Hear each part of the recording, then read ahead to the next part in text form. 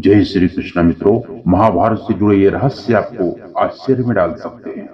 हिंदू धर्म की महान गाथा महाभारत एक ऐसी कथा है जिसके अंतर्गत न जाने कितने ही रहस्य सम्मिलित हैं। महाभारत से संबंधित कथाएं किसी को भी अपने मोहपात से बांध सकती हैं। यूं तो हम महाभारत की बहुत सी कहानियों से भली भांति परिचित हैं, लेकिन फिर भी कुछ ऐसे रहस्य हैं जो शायद अभी तक अनछुए ही हैं। आज हम महाभारत से संबंधित कुछ ऐसी घटनाओं से आपको परिचित करवाएंगे जो अचंभे में डाल सकती है। द्रौपदी का विवाह। माना जाता है अपने पूर्व जन्म में द्रौपदी का विवाह नहीं हो पाया था। उसने भगवान शिव की कठोर तपस्या कर उनसे अपने अगले जन्म में 14 गुणों वाले पति प्राप्त करने का वरदान प्राप्त किया था। उसने अपनी यह इच्छा 5 बार दोहराई थी, जिस कारण से अगले जन्म में उसका विवाह पांडवों से हुआ। नमस्कार दोस्तों, हमारे मोटिवेशनल आर्कियोलॉग चैनल में आप सभी का बहुत बहुत स्वागत है। आप लोग चैनल नए हैं तो चैनल को सब्सक्राइब कर बेल आइकन प्रेस करें, कमेंट में जय श्री कृष्ण जरूर लिखें और ऐसे ही आश्चर्यजनक घटनाओं के बारे में आपको जानकारी मिलती रहेगी। अब आगे हम बताते हैं दोस्तों द्रौपदी का कौमार्य। जब नारद मुनि को द्रौपदी के पांडवों से विवाह की खबर लगी तो वह उनके पास एक सुझाव लेकर गए। नारद मुनि ने कहा कि द्रौपदी एक समय में केवल एक पांडव के साथ रह सकती है। साथ रहने की यह अवधि 1 वर्ष की होगी और 1 वर्ष बाद वह दूसरे पांडवों के साथ रहेगी। वेद व्यास के आशीर्वाद से वह पांडवों की पत्नी होने के बावजूद द्रौपदी का कौमार्य बरकरार था। अर्जुन का वनवास। पांडवों ने यह नियम बनाया था कि जब भी द्रौपदी किसी एक पांडव के साथ होगी, अन्य 4 उसके समीप भी नहीं आएंगे।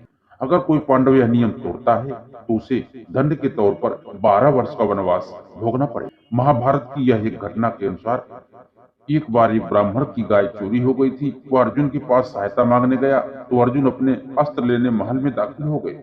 उस समय द्रौपदी युधिष्ठिर के साथ थी। अनजाने में अर्जुन से पांडवों द्वारा बनाया गया वो नियम का उल्लंघन हो गया और उसे 12 वर्ष के लिए वनवास का दंड भोगना पड़ा। अब दोस्तों अगला आश्चर्य चीरहरण का मैं बता रहा हूँ। आप लोग बने रहे, कहीं मत जाइएगा। ऐसा माना जाता है कि चीरहरण के समय भगवान कृष्ण ने एक सखा के तौर पर द्रौपदी की सहायता की थी, जबकि सत्य कुछ और है।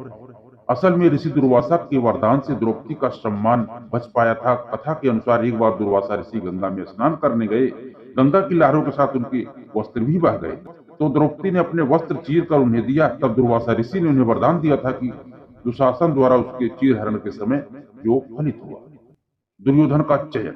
कुरुक्षेत्र के युद्ध से पहले दुर्योधन और अर्जुन दोनों कृष्ण से सहायता मांगने गए थे दोस्तों। उस समय श्री कृष्ण निद्रा अवस्था में थे, जहां दुर्योधन श्री कृष्ण के सिरहाने बैठ गए और अर्जुन वहीं चरणों के पास बैठे।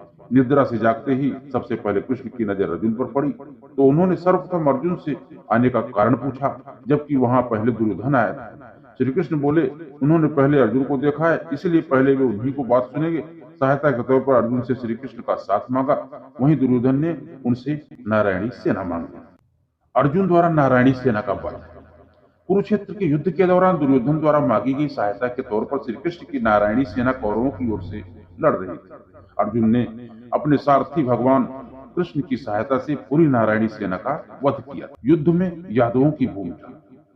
कुरुक्षेत्र के युद्ध में श्री कृष्ण का साथ देने यादवों का समूह भी आया था, जिन्होंने पांडवों की ओर से युद्ध लड़ा था, जिसमें श्री कृष्ण का पुत्र प्रद्युम्न भी शामिल था। इसके अलावा अर्जुन के शिष्य रहे सात्विकी ने भी पांडवों की ओर से युद्ध लड़ा था। तो दोस्तों ये कुछ ऐसे महान आश्चर्य थे जो हमने आपको बताया। तो ये वीडियो आपको कैसी लगी? यदि आपका कोई सुझाव हो तो आप कमेंट के माध्यम से हमें बताएं।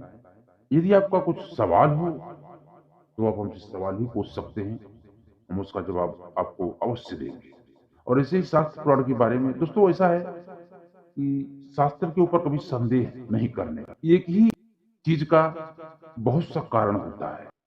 जैसे एक ही सिटी में एक ही स्थान पर कहीं जाना है लोगों को तो उसके लिए कई मार्ग होते हैं। ऐसे ही कथा का माध्यम भी है। कहानी कुछ भी हो, कई प्रकार से कई शास्त्र पुराण में और भी कई प्रकार के एग्जाम्पल और ये कई प्रकार से बताए जाते हैं, जो सबका मंतव्य वही होता है, मतलब वही होता है। जय श्री कृष्ण मित्रों।